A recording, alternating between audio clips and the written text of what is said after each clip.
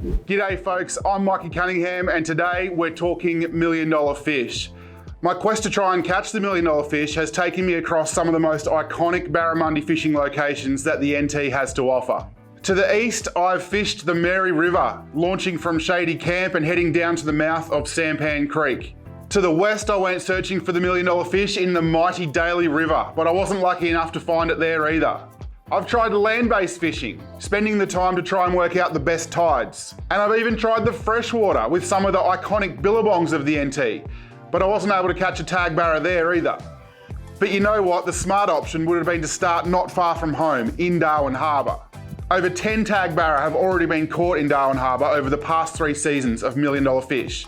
My plan for today's video is to share with you some of the things I've learned about barramundi fishing over the last 6 or 7 years.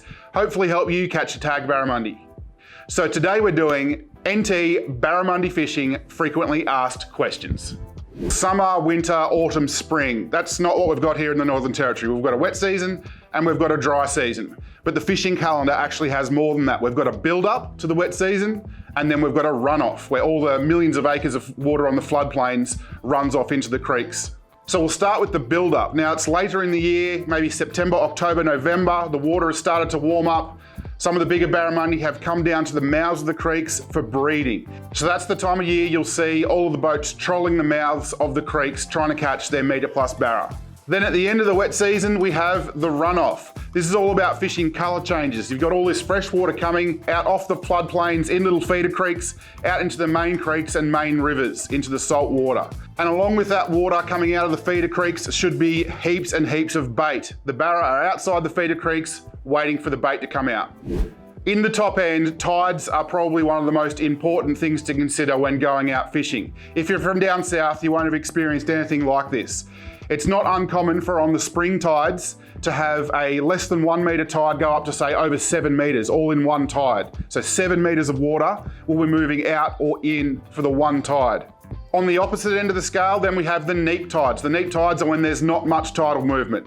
Now over the course of a week or two, the tides change very quickly from neaps to springs and back and forth.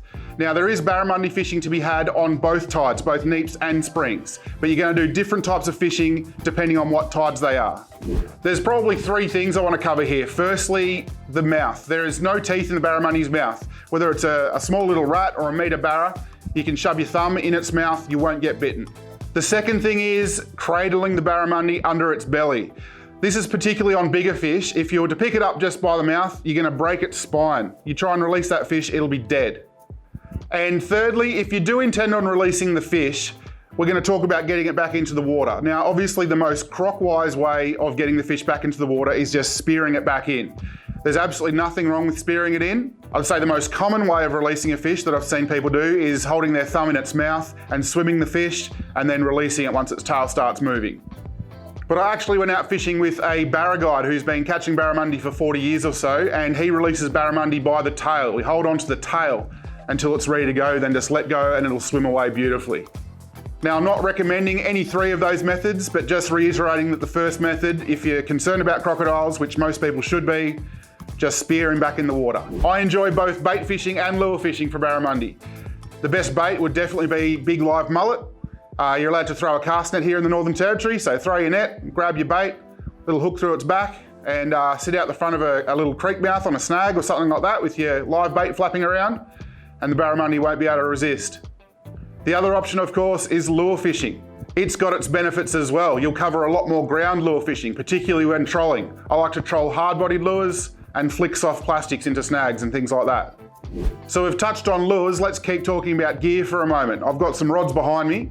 Now, baitcaster reels are very popular. Probably my 2 favourite features would be one-handed casting, and also they can be super accurate. And then you've got your egg beaters or spinning gear. Probably a lot easier for beginners or kids to use.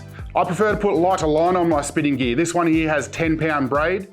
On my bait casters, 30-pound braid is pretty much stock standard. So 10 pounds fairly light for most people, but I've caught all my biggest barra on that reel right there with 10-pound braid. Now there's not long left in this season. It is about 2 weeks left till the end of the official season 4 of $1 Million Fish. So all of the $10,000 fish will become unactive. If you catch one, unfortunately, you won't win any money.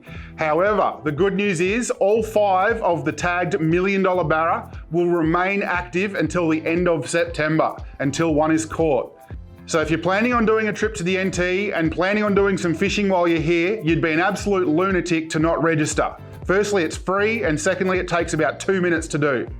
So just confirming, at the end of March, the $10,000 fish will become inactive, but there's still $5 million fish that are out there swimming until the end of September. As soon as one gets caught, game over.